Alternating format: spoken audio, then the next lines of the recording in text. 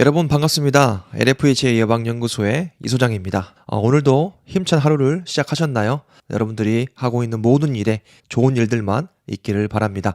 23년도 이제 얼마 남지 않았습니다. 여러분들이 원하는 것, 계획했던 것들 마무리 잘 하시고 한 달 좀 더 남은 시간인데 이 마지막이 중요하다고 생각이 됩니다. 23년도 거의 다 지나갔으니 내년부터 잘하자 이런 생각들이 스멀스멀 올라올 겁니다. 그럴 때일수록 남은 한 달 넘는 기간 동안이 굉장히 소중하다 그렇게 생각하시면 될 것 같습니다. 24년도 계획은 24년도에 세우는 게 아니죠. 23년도 하반기, 즉 지금 세우는 거라고 생각이 됩니다. 여러분들이 원하는 자격증이 있으면은 목록에 적어보시고 그리고 공부 계획도 세워보시고 여러분들이 원하는 삶을 여러분들 스스로 개척해 나가셨으면 좋겠습니다. 오늘은 그 배출 물질의 처리, 폐가스 처리 시설에 대해서 여러분들과 함께 공부해보는 시간을 갖도록 하겠습니다. 이 배출가스, 이 배기가스라고 하는데 산업 현장에서 나오는 오염 물질들이 굉장히 많아요. 특히 유해 화학 물질을 취급하고 사용하는 공정 같은 경우에는 이 화학 물질이 그대로 대기로 배출되면 안 되겠죠. 그리고 첫 번째로는 그 작업하는 근로자를 먼저 보호를 해야 되겠고 두 번째로는 외부로 나가는 환경, 인근에 피해가 되면 안 되기 때문에 관련 법에서 즉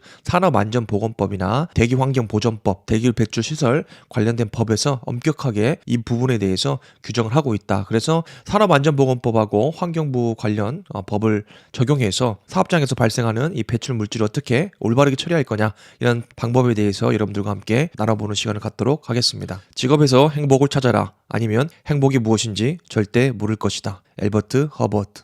자, 산업 현장에서 발생하는 배출 물질 처리 방법에 대해서 오늘 같이 공부하기로 했는데 흔히 우리 이제 폐가스라고도 불러요. 오프가스라고도 부르는데 화학 공장 같은 경우는 특히 안 좋은 물질들이 공정 중에 발생을 합니다. 산업 현장에서 주로 이제 유해 화학 물질을 많이 취급을 해요. 제조업 같은 경우 특히 뭐 프레스나 크레인이나 어떤 물질을 찍어내는 그런 공장 같은 경우에는 화학 물질을 상대적으로 덜 쓰는데 예를 들어서 뭐 섬유 공장이나 염색이나 코팅 그리고 우리가 대부분 알고 있는 그런 공정들 같은 경우에는 화학 물질을 필연적으로 쓸 수밖에 없다. 그래서 이 화학 처리라는 걸 하는데 이 화학 처리를 하고 나면은 그 화학 물질이 증발이 되거나 그 과정에서 케미컬 리액션이 발생을 해요. 그러니까 화학 반응이 일어나면서 상전환을 한다든지 아니면 이 물질이 제품이 되는 과정에서 어떤 물질이 날아가고 어떤 물질이 점착이 되고 이런 과정들을 반복을 하면서 우리가 원하는 그 물질을 생산을 하는데 그 공정에서 반드시 발생하는 그 유해 화학 물질 가스라든지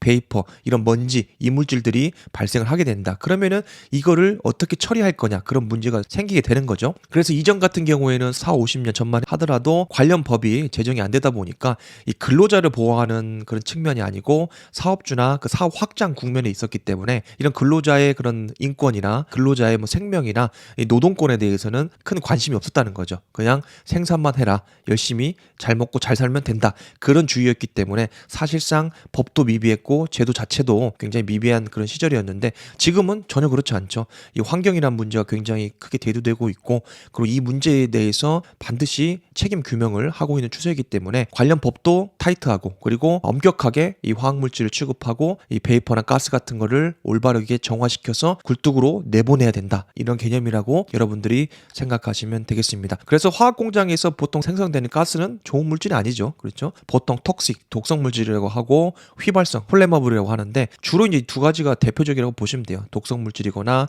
아니면 인화성 물질이거나 이게 대표적이고 한 가지 추가한다면은 뭐 부식성 뭐 이 정도가 되겠네요. 이 물질을 생산한다는 것은 말 그대로 이 물질을 근로자들이 일상적으로 접하게 된다는 거고 이 물질은 대기로 사업장 내외부로 확산이 된다는 건데 이것들을 그냥 그대로 내보낼 경우에는 심각한 문제가 발생을 한다. 그래서 후처리를 거쳐서 클린 에어로 좀 더 깨끗한 에어로 법의 테두리 안에서 정한 그 농도로 외부로 배출해야 된다. 그렇기 때문에 이 설비들을 설치하고 올바르게 가동해야 된다라고 여러분들이 보시면 되겠습니다. 자, 첫 번째 배출 물질의 처리인데 요거는 이제 산업안전보건기준에 관한 규칙에 대해서 한번 알아볼 거예요. 그래서 제267조에 보시면은 배출 물질을 어떻게 처리해야 되냐 이렇게 나옵니다. 한번 같이 볼게요. 예비 산업안전관리자라든지 아니면은 필드에서 뛰고 있는 분들이라든지 전혀 상관없이 꼭 찾는 습관을 가지셨으면 좋겠습니다. 하겠습니다. 이게 제가 하는 강의도 열심히 준비를 하지만은 제가 하는 강의도 한계가 있다. 여러분들이 원하는 것을 못 얻어갈 수도 있어요. 왜냐하면은 제 관점하고 여러분들의 수준, 여러분들처럼 환경을 모르기 때문에 브로드하게 여러분들에게 이 내용을 전달한다. 그렇기 때문에 반드시 이 강의를 듣고 여러분들 걸로 만들기 위해서는 반드시 찾아보시라. 산업안전보건 기준에 관한 규칙을 찾아보시고 267조를 제가 오늘 말씀드렸으면 한 발 더 나아가려면 어떻게 하겠어요? 전단과 후단 관련된 규칙도 살펴보시라 라고 보시면 될 것 같아요. 물론 동일한 내용이 아닐 수도 있어요. 하지만 여러분들 그런 습관을 들이다 보면은 여러분이 어느 순간에 지식이라는 게 탁 트일 때가 있어요. 어떤 문제에 대해서 산업 현장에서 자기 사업장에서 발생을 했으면은 이전에는 검색하기에 바빴다면 이제 여러분들 스스로 주관을 가지고 그것은 아마 이럴 거야 라고 예측을 할 수가 있고 그리고 그거를 여러분 스스로 해결할 수 있는 그런 문제 해결 능력이 생긴다. 그러면은 여러분들은 전문가가 되어 있는 거죠. 그런 부분에 대해서 여러분들이 욕심을 좀 내셨으면 좋겠습니다. 자, 267초를 보시면은 배출 물질의 처리입니다. 말 그대로 배출 물질이라 함은 우리 사업장에서 발생하는 최종 물질이라고 보시면 돼요. 어떤 A, B, C라는 공정을 거쳐서 마지막에 나오는 그 물질을 어떻게 처리할 거냐. 폐수가 될 수도 있겠고요. 그 다음에 공기 중 발생하는 오염 물질이라고 여러분들이 개념을 잡고 가셨으면 좋겠습니다. 안전보건 기준에 관한 규칙은 산안법에 적용되기 때문에 화학물질관리법에 적용되는 것보다는 약간은 국한된 그런 면이 있다라고 여러분들이 생각을 하시고 좀 이따 다른 법을 한번 살펴보도록 하겠습니다. 자, 사업주는 안전 밸브 등으로부터 배출되는 위험물은 자, 위험물이라고 나왔죠. 연소, 흡수, 세정, 포집 또는 회수 등의 방법으로 처리를 해야 된다. 그러니까 말 그대로 그냥 흘려보내지 말라. 그렇게 나와 있고요. 다만 다음 각 호의 어느 하나에 해당하는 경우에는 배출되는 위험물을 안전한 장소로 유도하여 외부로 직접 배출할 수 있다. 보시면 되겠습니다. 첫 번째로 보시면은 배출 물질을 연소 태우거나 흡수시키거나 세정, 물로 씻어내거나 희석하거나 포집 등 대기 배출 시설을 통해서 일정 속도로 포집을 해서 안전하게 처리하는 방법이 되겠죠. 그리고 회수 등의 방법, 리사이클이죠.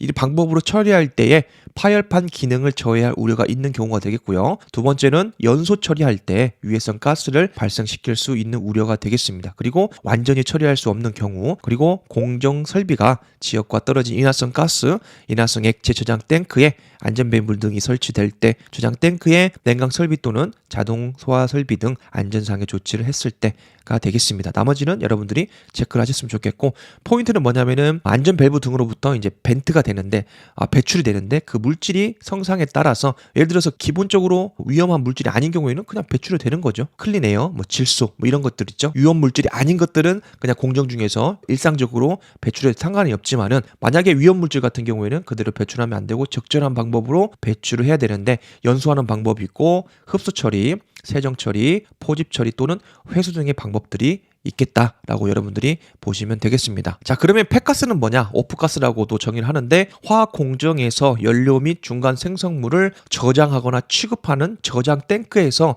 발생하는 가스나 안전 밸브 등을 통해서 분출되는 가스를 폐가스라고 한다라고 보시면 되겠습니다. 이 문제는 폐가스의 정의부터 폐가스의 처리 방법은 화공안전기술사 자격증 시험에서 빈번하게 나오니까 여러분들 체크를 하시면 좋겠어요. 그래서 즉 상암으로 운전되는 저장 탱크의 상부의 증기가 통기관을 통해서 외부로 배출되거나 압력 용기 또는 반응기에 취급 중인 가스, 증기가 되겠죠. 이런 액체 성분들이 비정상적인 조건으로 외부로 분출되는 가스를 말합니다. 예를 들어서 안전 밸브가 설치가 돼 있죠. 반응기 같은 경우에는 안전 밸브가 설치되어 있는데 이 안전 밸브가 터진다는 것은 무슨 의미다? 비정상적인 상황이잖아요. 그렇죠? 예를 들어서 가장 쉽게 설명을 드리면은 우리가 매일 해먹는 밥솥 있잖아요. 밥솥에서 압력이 분출되잖아요. 시간이 되면 압력이 분출이 되면서 치 하고 터지잖아요. 그게 안전 밸브라고 여러분들이 쉽게 생각을 하시면 돼요. 그러면은 이 안전 밸브가 터졌다는 건 뭐죠? 내부에 압력이 찼기 때문에 그거를 외부로 뽑아주는 거잖아요. 방출시키는 거잖아요. 그렇죠? 이것을 산업 현장에 적용한다면은 고온 고압의 어떤 용기, 특히 반응기가 되겠죠. 화학 반응기가 있는데 여기서 안전 밸브를 설치를 해놨단 말이죠. 위험할 경우를 대비해서. 이 화학 반응기는 당연히 화학 물질이 들어있는 거잖아요. 취급을 하거나 저장을 하거나 반응 공정, 합성 공정, 뭐 추출 공정 이런 것들을 하는 거기 때문에 그냥 분출이 될 경우에는 그 내부의 물질이 어떠냐에 따라서 독성이냐, 가연성이냐, 아니면은 부식성이냐에 따라서 그대로 배출되면은 난리가 나겠죠. 그렇기 때문에 이것을 분출되는 가스가 바로 폐가스다. 그렇기 때문에 이 폐가스 가스는 반드시 그냥 분출을 하면 안 되고 적절한 배출 시설을 설치를 해서 외부로 안전하게 배출을 해야 된다. 그 내용이 되겠습니다. 자, 배출 물질의 위험성은 보통 화재 폭발 위험성이 있는 물질이거나 인체, 그냥 근로자죠. 근로자의 건강 장애를 일으킬 수 있는 독성 또는 발암성 물질이기 때문에 그렇습니다. 만약에 인체에 해로운 물질이 아니라면 배출해야 되겠죠. 굴뚝 연결해서 바깥으로 배출하면 되겠죠. 예를 들어서 쉽게 우리가 볼 수 있는 것은 그 음식점 가더라도 고기 굽잖아요. 그러면은 화로가 있고 그 위에 이제 후드 덕트가 있잖아요. 그래서 고기를 이제 구울 때 나오는 그 가스를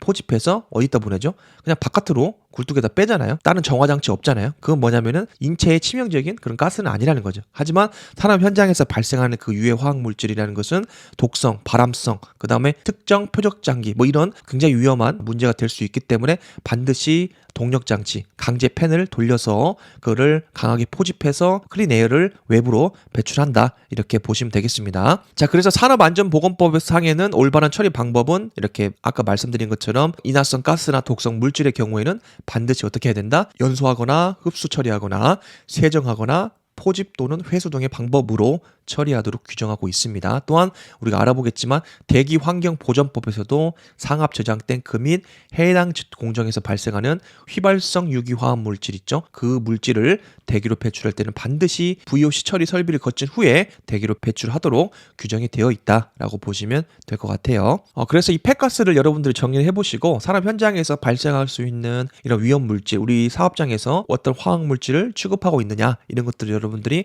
관심 있게 둘러보시고 그리고 이게 어떻게 설치되어 있는지 그리고 가동이 적절하게 이루어지고 있는지를 여러분들이 체크를 하셔야겠습니다. 제가 설명을 드리다 보니까 시간이 좀 길어질 것 같아서 1부, 2부로 나눠서 여러분들과 함께 좀 더 퀄리티 높은 다음 강의로 찾아뵙도록 하겠습니다. 감사합니다.